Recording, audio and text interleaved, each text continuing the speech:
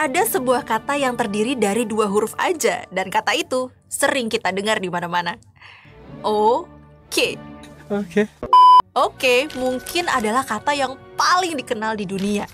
Kata ini menjadi penting dalam cara kita berkomunikasi satu sama lain.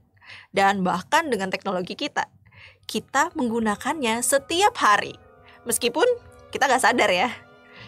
Tapi apa sih sebenarnya arti oke? Dan dari mana asalnya?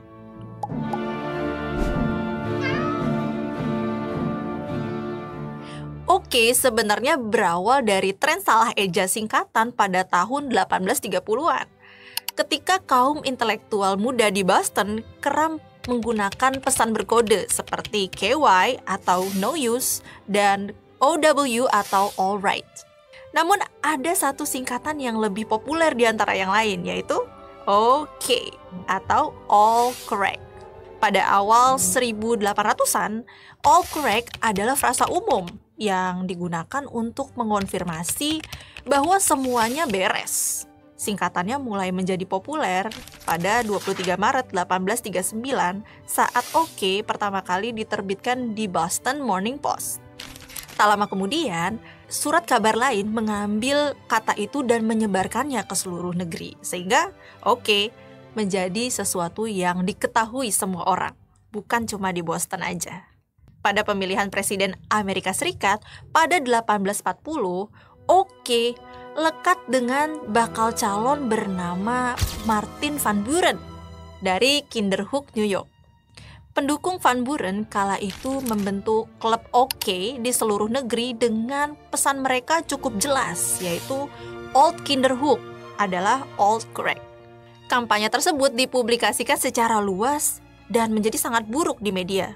Lawan-lawannya pun membalikan singkatan OK kepadanya dengan Awful Conspiracy atau Awful Catastrophe. Kampanye presiden tahun 1840 secara tegas mengukuhkan oke dalam bahasa sehari-hari di Amerika.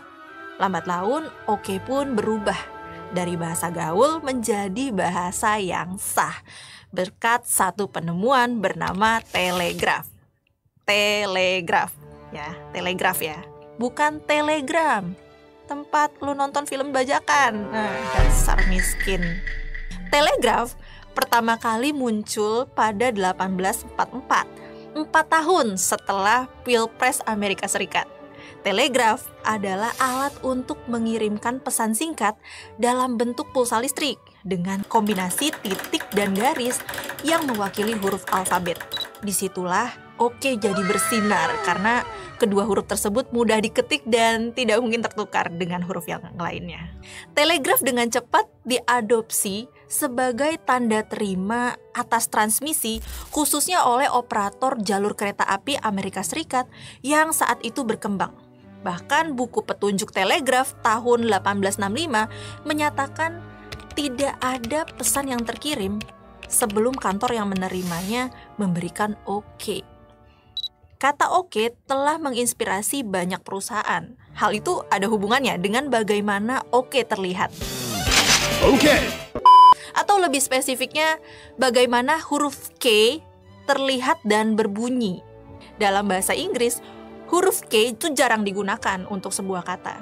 Karena kelangkaan itulah, dunia periklanan dan percetakan jadi terpicu untuk mengganti huruf C menjadi huruf K untuk menarik perhatian.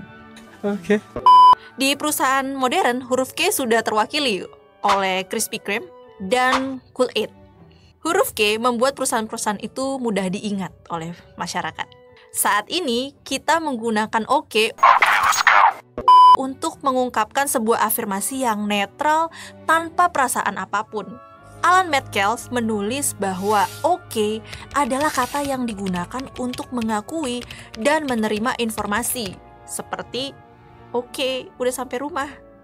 Berarti kita udah pulang dengan selamat. Atau, makanannya oke, pertanda bahwa makanannya sesuai sama selera kita. Nice.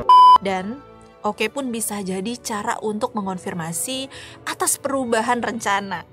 Misalnya, ya besok kita batal ya pergi ke pantai. Terus lu jawabnya cuman oke. Sementara budak korporat, ya, budak korporat. Iya, kamu. Kata oke mulai digantikan dengan note sebagai respon singkat bahwa informasi telah diterima dan dipahami. Padahal note sendiri adalah kata kerja pasif dari to note yang berarti mencatat atau memperhatikan. Emang ya, penggunaan notes oleh budak korporat sedikit berbeda dari konteks bahasa Inggris. Tapi ya sejauh ini penggunaan noted masih familiar selama pihak yang berkomunikasi sama-sama mengerti. Dari kata oke ke note pun jadi makin berkembang akhir-akhir ini. Apalagi kalau habis dimarahin bos. Gimana? Udah tahu kan dari kata sejarah favorit kamu di kantor? Udah berapa kali hari ini ngomong noted Pak di kantor? Rika, laporannya sudah siap belum? Iya Pak Reza, oke. Iya. Rika. Oh iya Pak, iya noted Pak.